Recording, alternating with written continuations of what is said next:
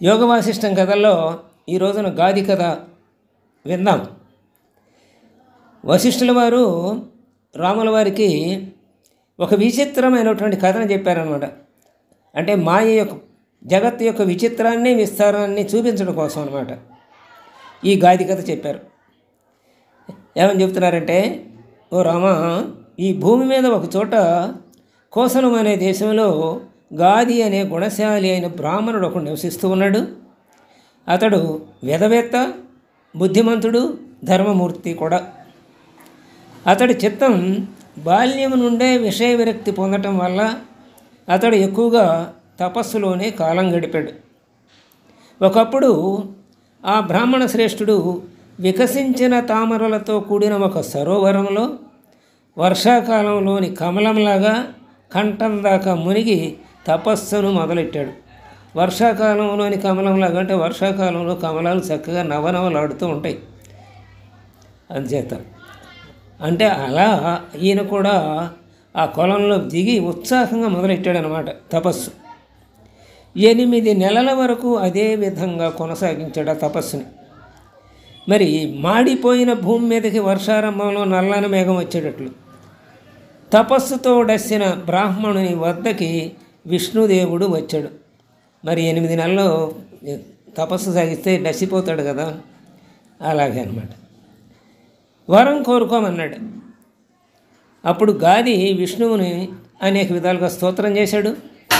ఓ భగవంతుడా, పరమాత్మవైన నీ చేత కల్పింపబడ్డ మాయని చూడకోరుతున్నాను అన్నాడు.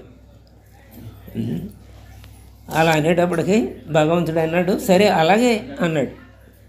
భక్తుల కోరికలు తీర్చటమే కదా భగవానుని విధి, ఆయన నియతి. అందుకని సరే అన్నాడు. నీవు నా మాయను చూడకలవు, తర్వాత దాన్ని విడవను కలవు అని పలికి విష్ణు అంతర్ధానమయ్యాడు.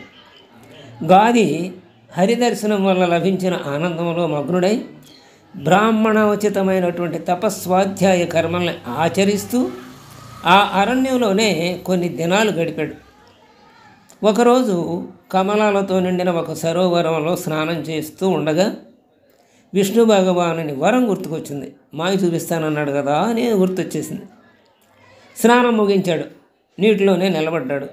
నిఖిల పాపహరమైన అఘమర్షణ సూక్తాన్ని, అంటే పాపాన్ని పోగొట్టే ఋగ్వేద సూత్రాన్ని అఘమర్షణ సూత్రం అని ఒకటి ఉంది, అఘమర్షణ మంత్రం.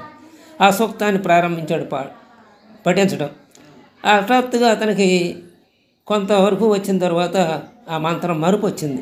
మనం కూడా రోజు పారాయణ చేసేటువంటి లలితా సహస్రం, విష్ణు సహస్రం, లేకపోతే బిల్వాష్టకం ఏదో ఒకటి చదువుతుండగానే మరుపు వచ్చేస్తుంది ఏదో ఒక చోట. గడగడ అనర్కళంగా మంచినీళ్ళు తాగినట్టు మనం మామూలుగా చెప్పేస్తుంటాం. ఎప్పుడూ ఒకే చోట మనకు మరుపు వస్తుందని నేను చెప్పలేం, ఎక్కడో ఒక చోట మరుపు వస్తూ ఉంటుంది. అలా ఈయనకి కూడా మరుపు వచ్చింది గాదికి. ఇక వేరే ఏదో సంకల్పం, అది మరుపు రాగానే వేరే సంకల్పం, లేకపోతే ఇంకో సంకల్పం ప్రవేశించినప్పుడు అడ్డంకిగా అప్పుడు కూడా మరుపు వస్తుంది. కాబట్టి వేరే సంకల్పం ఏదో రావటం మొదలైంది ఆయనకి. వెంటనే ఏదో దృశ్యాన్ని చూశాడు, మనసులోనే కదా. మరి గాది చండాలుడు అయ్యేటప్పుడు ఆ సంకల్పం చూద్దాం. తన గృహంలో మరణించి ఉన్నట్లు, అంటే గాది మరి చనిపోయినట్లు నీళ్లలో ఉండగానే, ఇది అంటే జాగ్రత్తావస్థలోనే, ఇది స్వప్నావస్థ కాదు సుమా. ఆ అనుభూతి అంతా ఎలా జరిగిందంటే నీళ్లలో ఉండి తపస్సు చేస్తుండగా ఆగమర్షణ స్నానం సూక్తం చదువుతుండగా అది మరుపు వచ్చినప్పుడు ఇంకో సంకల్పం వచ్చి అప్పుడు మొదలైంది. ఇది వేరే దృశ్యం. తాను చండాలుడుగా ఉన్నట్టు వస్తుంది అంతా. ఆయన గృహంలోనే మరణించినట్లు అనిపించింది. వాయువేగం చేత పడిపోయిన పెద్ద చెట్టులాగా భూమి మీద పడిపోయినట్లు గాదికి అనిపించింది.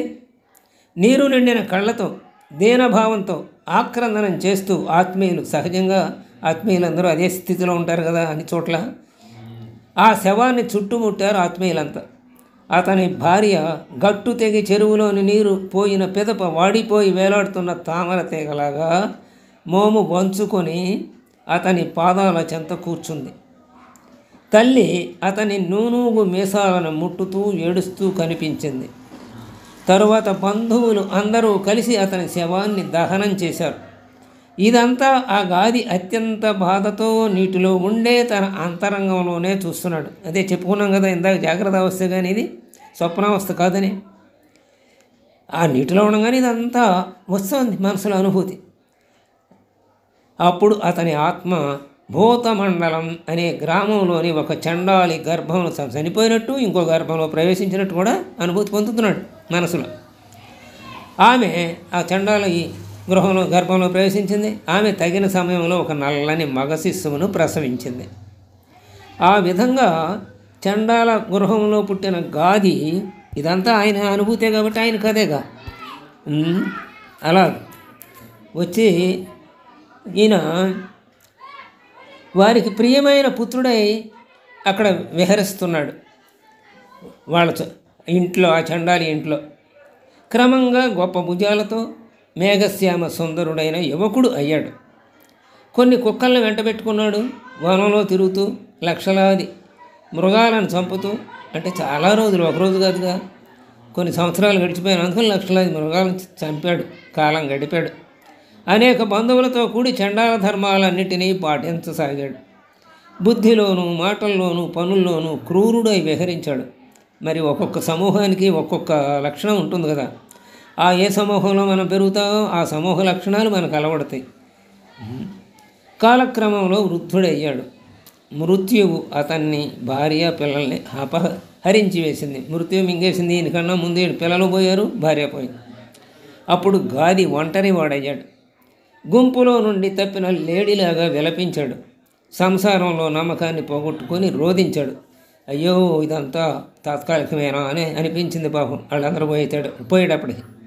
శోకంతో కొన్ని దినాలు అలాగే గడిపాడు. శుష్కమైన సరోవరాన్ని హంసాది పక్షులు వీడిపోయినట్టుగా, నీళ్ళు లేకపోతే ఆ సరోవరంలో ఉండవు కదా హంసలు, అలా వెళ్ళిపోయినట్టుగానే ఆయన కూడా ఆ అడవిని వదిలి నానా దేశాల్లో తిరగసాగాడు ఈ గాది. అలా తిరుగుతూ ఒక సమయంలో కేరా అనే దేశాన్ని చేరాడు. అక్కడ బహు ఆభరణాలతో అలంకరింపబడిన పట్టపు ఏనుగు తిరుగుతూ కనపడింది ఆయనకి. అది ఎలా ఉందంటే ఒక పర్వతమే తిరుగుతుందా అన్నట్టుగా ఉంది, అంత పెద్దదిగా ఉందన్నమాట ఏనుగు. ఆ దేశపు రాజు మరణించటం వల్ల మరొక అదృష్టవంతుడిని రాజుగా వెతకటం కోసం ఆ ఏనుగు తిరుగుతోంది. అప్పుడు అక్కడికి వచ్చిన గాది ఆ ఏనుగును విప్పారిన కళ్ళతో ఆశ్చర్యంతో చూశాడు. గాది రాజు అవుతున్నాడు అన్నమాట. ఇప్పుడు హఠాత్తుగా ఏనుగు ఏం చేసిందంటే తన తొండంతో గాదిని ఎత్తి తన మూపుపై కూర్చుండబెట్టుకుంది. అప్పుడు ఒక్కసారిగా విజయ దుందువులు మోగాయి. ప్రజలందరూ రాజుకి జయమగుగాక అని పెద్దగా అరిచారు. నలువైపుల నుండి వందిమాగధుల కోలాహలం వినపడసాగింది. మంత్రి సామంతులు, అంతఃపుర కాంతలు అతన్ని చక్కగా అలంకరించి నానా విభూషణ విరాజమానుణ్ణి చేసి సింహాసనంపై కూర్చుండబెట్టి ప్రభువుగా అభిషేకించారు. ప్రజలందరూ ఉత్సవం జరిపారు. కాకి కూడా ఒకప్పుడు అడవిలోకి పోయి అదృష్టవశం చేత బలిసిన మృగమాంసాన్ని భక్షించేటట్లు చండాలుడే అయినా ఆ గాది కీరదేశానికి రాజయ్యాడు. కాకులు సాధారణంగా గృహాల్లోనే గ్రామాల్లో ఉంటాయి. ఎప్పుడైనా అలా వెళ్ళిందనుకోండి అడవికి, అక్కడ మృగమాంసాన్ని తినే అవకాశం వస్తుంది దానికి. అలాగే ఈయనకి గాదికి, చండాలుడిగా పుట్టిన గాదికి ఇప్పుడు రాజు అయ్యే అవకాశం వచ్చింది, రాజు అయ్యాడు. కొన్ని దినాలు కష్టించిన తర్వాత గాది తన అధికారాన్ని చక్కగా ప్రతిష్ఠించుకున్నాడు. మరి కొత్త పదవిలోకి వెళితే చాలా కష్టం కదా, ముందు అటన్నిటికీ అలవాటు పడటం. అలా కష్టించాడు, అధికారం చక్కగా ప్రతిష్ఠించుకున్నాడు. ఎల్లెడలా అతని ఆజ్ఞ గౌరవం పొందింది. అప్పుడు అతన్ని గవలుడు అనే పేరుతో పిలిచాడు. అందరూ గాది అనుకున్న గవలుడు అని గౌరవంగా పిలిచారు.